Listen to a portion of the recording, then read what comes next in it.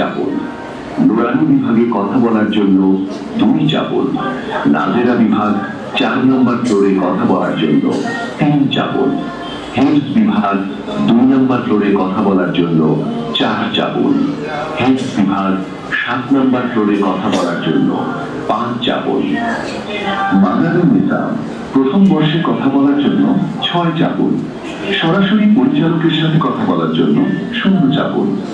ঠিক আছে, আশা করি বুঝতে পারছেন ইনশাআল্লাহ। আমরা যে নাম্বারটা আপনাদের দিয়ে দেব, আপনাদেরকে একটু শোনাবে। আপনার যদি মানে একটু চালু থাকেন, আমাদের কোন ফ্লোরে কি নাম্বার, এটা যদি আপনার মুখস্থ থাকে, তাহলে ফোন ঢোকার সাথে সাথেই ওই নাম্বারটা চাপলে আমাদের ওই ফ্লোরে কল চলে যাবে।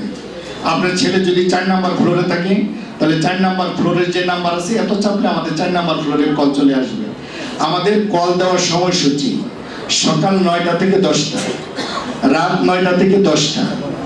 এই 1 ঘন্টা, সকালে 1 ঘন্টা, রাত্রে 1 ঘন্টা, এই 2 ঘন্টায় আপনারা কথা বলতে পারবেন।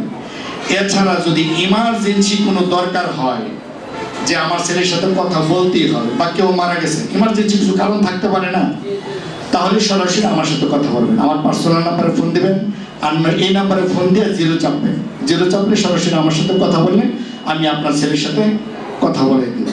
এখানে শুধু সুবিধা এটাই না, আমাকে যদি কল দেন আমি সাথে সাথে কল ট্রান্সফার করে দিতে পারবো মাদ্রাসে, তখন আপনি যে কোনো মুহূর্তে কথা বলতে পারবেন। কিন্তু আমাদের এখানে কল দেওয়ার সময় সকাল 9টা থেকে 10টা, রাত 9টা থেকে 10টা। এই নাম্বারটা নিয়ে যাবেন, এখানে কার্ড আছে, সকলকে কার্ড দেওয়া হবে।